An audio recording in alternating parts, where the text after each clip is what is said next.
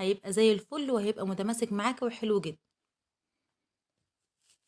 كان خلاص كان وقت الغدا جه دلوقتي، يالّا بقى كده إيه، نغرف الأكل. هنغرف كده طبق هنبدأ كده نغرف دلوقتي كده. شُفتِ الرز المعمّر تحفة جدًا، لا محروق من تحت ولا حاجة خالص. بُصّي كإنِّك كده يعني نضّفيه كده بالمعلقة كإنِّك ما كنتيش عاملة فيه حاجة، من غير ما يتغسل ولا حاجة.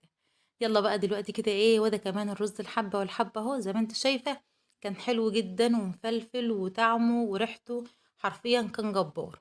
وطبق المخلل، البتنجان، وطلّعنا كده مخلل كمان، والطاجن كمان بتاع اللحمة ده حرفيًا كان تحفة، وجبنا عيش وبس كده، وخلّصنا الغدا بتاعنا النهارده. أنا بصراحة كنت عاوزة آكل رز معمّر، ولادي عايزين رز حبّة وحبّة، فقُلت لهم والله لا أعمل الاتنين مش بخسارة يالّا. والأطباق الفاضية دي بقى عشان نبقى إيه، نغرف وإحنا قاعدين بنتغدى. يا رب يكون الفيديو عجبكم، سلام عليكم.